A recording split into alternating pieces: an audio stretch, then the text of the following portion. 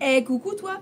Aujourd'hui, on est le J14 du calendrier de l'Avent et donc si tu es là, c'est que tu veux continuer l'assemblage de ton projet final. Peut-être que tu seras déçu, on n'a pas beaucoup de couture à faire. Par contre, je vais te présenter un petit peu les pièces que tu as reçues cette semaine et aussi on va parler des petites pièces accessoires que tu as eues en plus. Des petits cadeaux quoi. On fait donc le point sur les pièces que tu as eues. Dans l'enveloppe numéro 8, tu as eu une doublure. Dans la 9, une sangle. Dans la 10, une pièce rectangulaire en velours. Dans la 11, un devant-poche. La 12, la sœur jumelle de la pièce qu'on a eue la première semaine, qui correspond au bas de la face extérieure. Dans l'enveloppe 13, cette pièce rectangulaire en velours. Dans l'enveloppe 14, une paire d'yeux, une friandise. Et ça, c'est un petit cadeau, tu fais absolument ce que tu veux avec, ça n'a rien à voir avec notre projet. Comme je te disais, on n'a pas beaucoup de couture à faire pour notre projet final. Néanmoins, on peut quand même un petit peu avancer le boulot. En découpant les petits rebords blancs sur cette pièce, on vient récupérer notre grand rectangle de velours, endroit visible.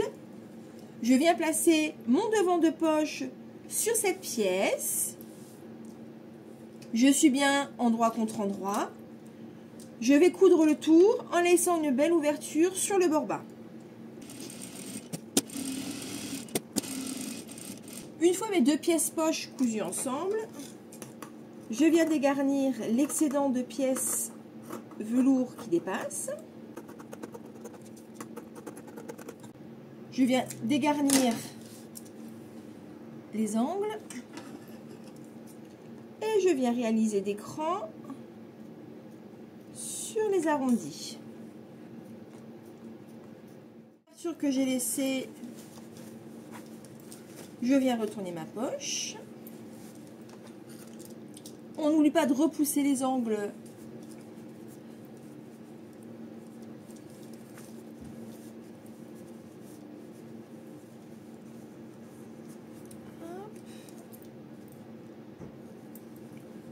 J'insiste aussi un petit peu en poussant les coutures vers l'extérieur pour avoir de jolis arrondis.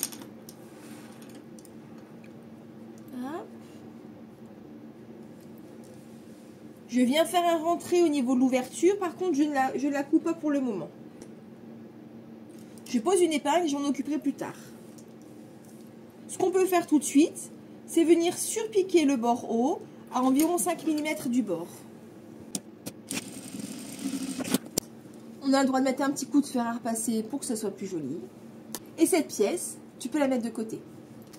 En ce qui concerne ta pièce de doublure et la pièce bas de la face extérieure, tu peux venir les mousses résiller pour gagner du temps, les entoiler si tu as prévu les entoiler, ou bien les laisser comme ça si tu n'avais pas prévu non plus les entoiler. En ce qui concerne la mousse résille et l'entoilage, je te conseille de te référer à la première vidéo. C'est tout ce qu'on aura à faire en assemblage aujourd'hui. Range bien tes petites pièces de tissu à leur place et je te propose qu'on discute des petites pièces comme ceci que tu as eu dans ton colis. Ces petites pièces, elles n'ont absolument rien à voir avec ton projet final. Ce sont des petits coupons cadeaux. Ces coupons, tu peux les utiliser comme bon te semble. Et si tu ne sais pas comment les utiliser, voici ce que je te propose. Avec ces petits coupons, si tu en as envie, tu peux faire des petites pampilles de Noël. Deux possibilités, ou quand tu en as deux, tu fais des pampilles recto verso. Ou pour avoir plus de pampilles pacotilles, ce que tu fais, c'est que tu viens utiliser un tissu assorti, un petit tissu sympa qui pourrait convenir pour aller au dos. Tu adaptes en fonction de la déco de ton sapin, évidemment. Tu n'es pas obligé de commencer par les couper tout de suite. Hein. Petite technique de paresseuse, tu vas voir. J'ai utilisé une chute, ça sera encore mieux. Et ce que tu vas faire, c'est que tu vas venir placer tes tissus endroit contre endroit, comme ceci. On n'a pas encore découpé. Par contre, tu vois, par transparence, on voit exactement le contour de la pièce. Donc on viendra découper à la fin, ça sera beaucoup plus facile. Avant d'assembler, on va venir couper un morceau de ruban ou un morceau de ficelle, environ 12 cm. Au bout duquel on vient faire un petit nœud. Et on vient le placer comme ceci, vers le haut, légèrement au-dessus de la ligne extérieure. Je suis au centre et je vais venir maintenir avec un petit point à 2 mm juste au-dessus de la ligne. Une fois que j'ai fait ça, je retourne endroit contre endroit, je viens coudre à l'intérieur. Pour commencer ma couture, ici je suis sur le milieu haut, je vais venir commencer à environ 2-3 cm. Je fais mon point d'arrêt et je viens par transparence coudre parallèlement à la ligne extérieure de mon coupon. Et je viens m'arrêter à 2 cm de mon milieu haut. Petit point d'arrêt. Je vais maintenant venir couper sur ma ligne extérieure. Petite technique de paresseuse, plutôt que de couper et ensuite venir cranter, je coupe directement avec un petit ciseau cranteur, ça marche super bien. Avec des ciseaux cranteurs, c'est quand même plus français. Quand je découpe, au niveau de l'ouverture, je laisse une belle marge de couture. On retourne ensuite la pampille. On repousse bien les coutures pour avoir un bel arrondi. Je viens remplir avec un peu de ouate de rembourrage. Je remplis fermement. Moins je remplis et moins le tissu sera tendu. Plus le tissu sera tendu, plus la pampille sera arrondie.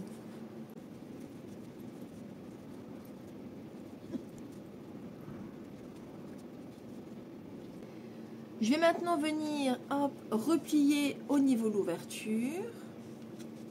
Tu fais un point à la main, tu fais un point à la machine, c'est comme tu veux. Sachant que si tu fais un point à la machine, il faudra après cacher ça avec un nœud pour que ce soit plus joli. Nous, c'est ce qu'on a prévu. On va venir utiliser un ruban large. Et on va venir le travailler comme ceci. Alors, je vais prendre mon ruban. Hop. J'ai aplati. Hop.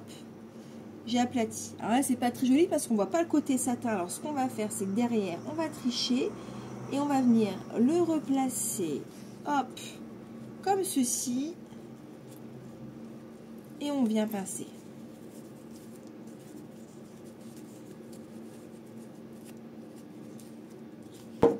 Avec un fil,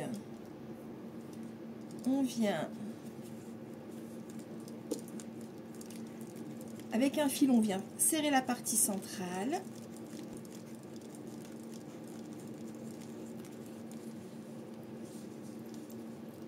Hop là.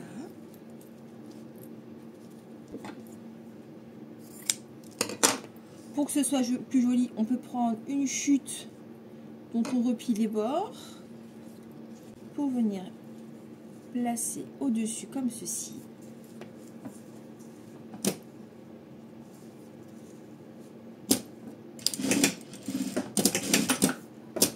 Petit point de couture en dessous pour que ça ne bouge pas.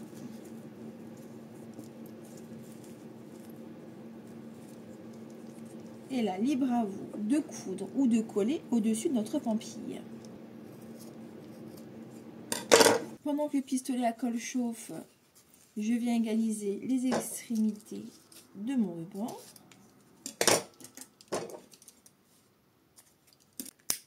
Que je viens chauffer rapidement avec un briquet.